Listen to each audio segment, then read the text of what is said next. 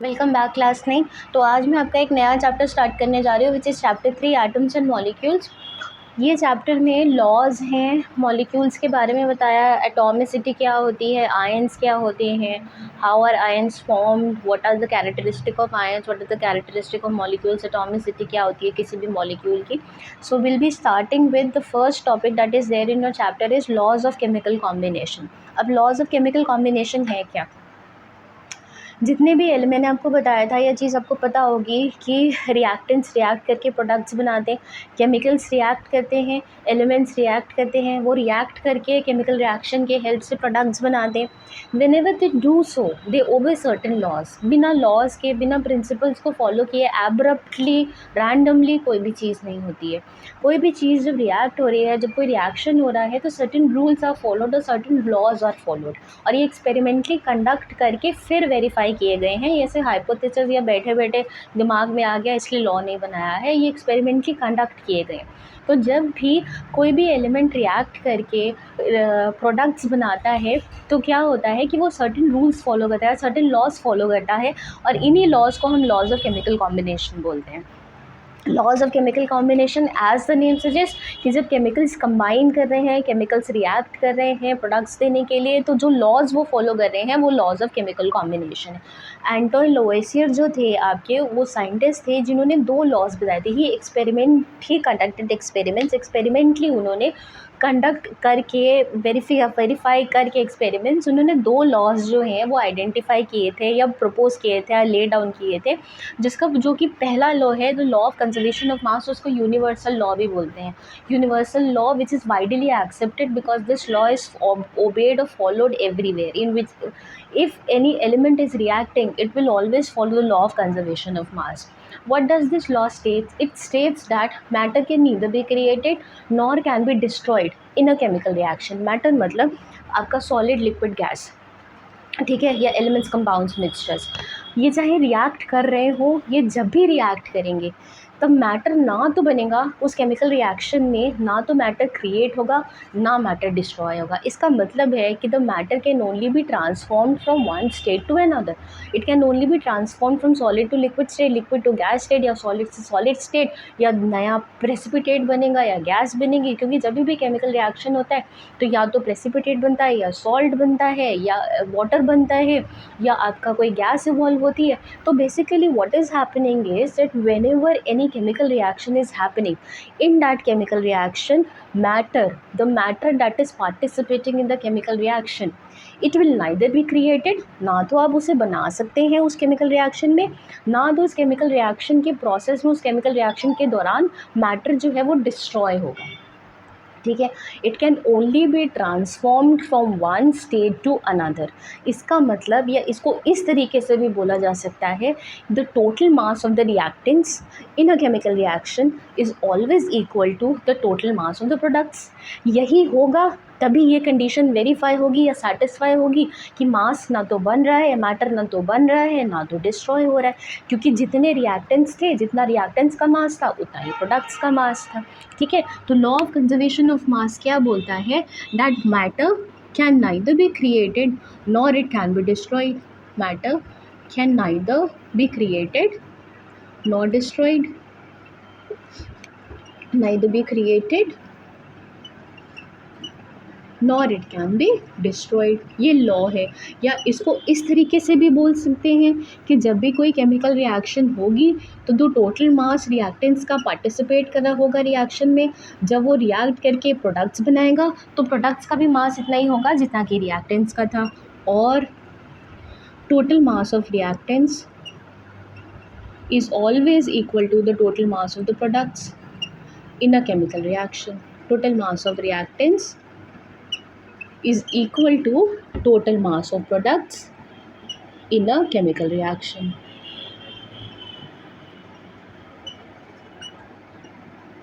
Total mass of products in a chemical reaction.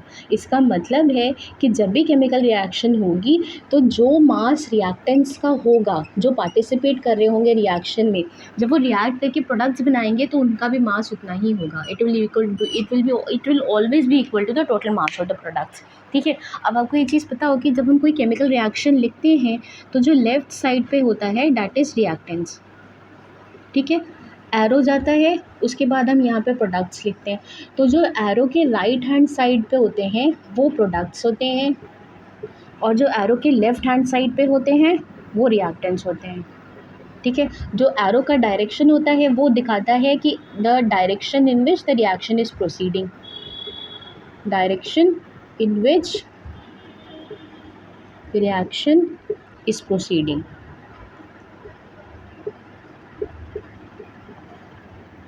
ठीक है। Direction in which reaction is proceeding. कई जगह आप देखते हैं कि ऐसे आरो भी बने होते हैं, ये होती है रिवर्सिबल रिएक्शन। मतलब ऐसी रिएक्शंस जो है फॉरवर्ड और बैकवर्ड दोनों डायरेक्शंस में हैपन हो सकती है। रिवर्सिबल रिएक्शंस फॉरवर्ड और बैकवर्ड। ठीक है। मतलब ऐसी रिएक्शंस में रिएक्टेंट्स प्रोडक्ट्स बना सकते हैं और प्रोडक्ट्स फिर से वापस रिएक्टेंट्स दे सकते हैं, इसीलिए उनको आप ऐसे एरो से इंडिकेट करते हैं। अगर सिर्फ सिंगल हेडेड एरो है तो इसका मतलब है the reaction is only proceeding in the forward direction, सिर्फ इस डायरेक्शन में जा रही है, मतलब सिर्फ रिएक्टेंट्स प्रोडक्ट्स दे रहे हैं, प्रोडक्ट्स वापस रिएक्टेंट्स नहीं दे रहे।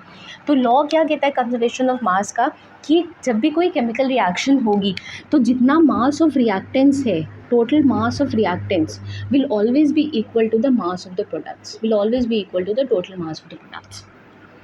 ठीक है।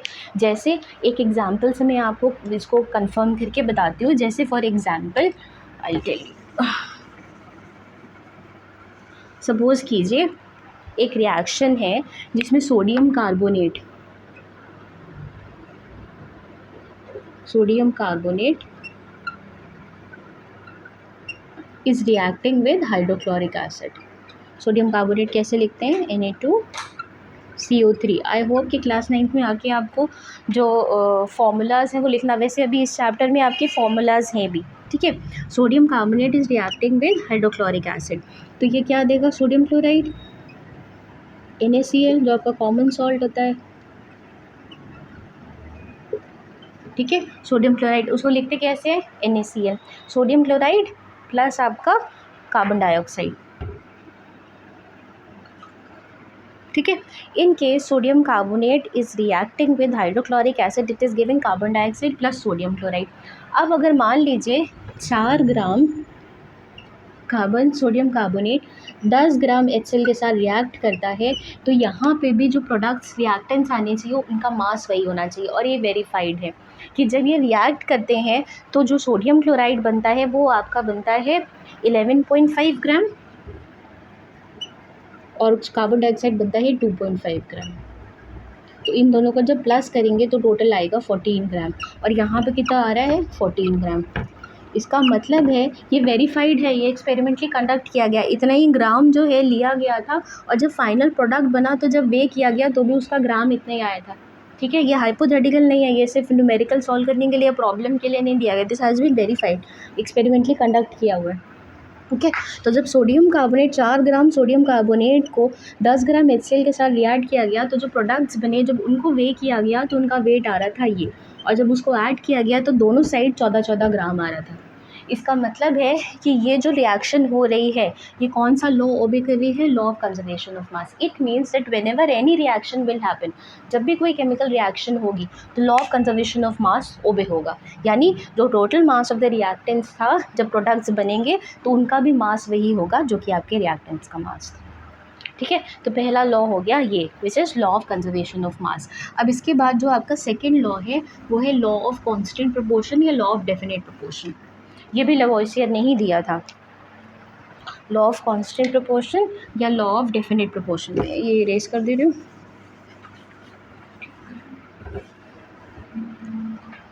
Law of second law is law of constant proportion, law of constant या डेफिनेट प्रोपोर्शन। ठीक है ना। What does this law states, ये लॉ ये बोलता है कि जब भी एलिमेंट्स कंबाइन करके कंपाउंड्स बनाते हैं, that whenever elements are combining to form compounds they do so in the ratio of their masses. मतलब जब भी एलिमेंट्स कंबाइन करके कंपाउंड्स बनाएंगे तो वो कंपाउंड का सोर्स चाहे कुछ भी हो, उसका सोर्स चाहे कुछ भी हो, आप उसमें रेशियो जो देखेंगे वो हमेशा कांस्टेंट होगा। किसका? जो एलिमेंट्स कंबाइन करके कंपाउंड्स बना रहे हैं, ठीक है। जैसे फॉर इंस्टेंस कार्बन डाइऑक्साइड है।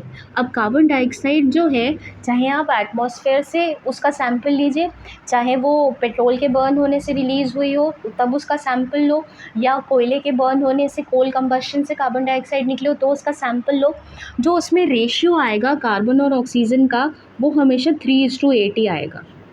ये रेशियो इसी को लॉ ऑफ डेफिनेट प्रोपोर्शन बोलते हैं। मतलब कि जब भी एलिमेंट्स कंबाइन करेंगे, एलिमेंट्स हैं, जब एलिमेंट्स कंबाइन करेंगे कंपाउंड बनाने के लिए तो उनका रेशियो जिसमें वो कंबाइन कर रहे हैं, जिस रेशियो में वो कंबाइन कर रहे हैं वो हमेशा कांस्टेंट रहेगा या डेफिनेट रहेगा।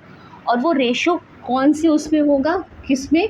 Ratio of their masses, ratio of their atomic masses, ratio of their atomic masses. अब यहाँ ये रेशियो कैसे आया है, कैलकुलेट करो। कार्बन का एटॉमिक मास क्या होता है? 12, ठीक है, और ऑक्सीजन का 16।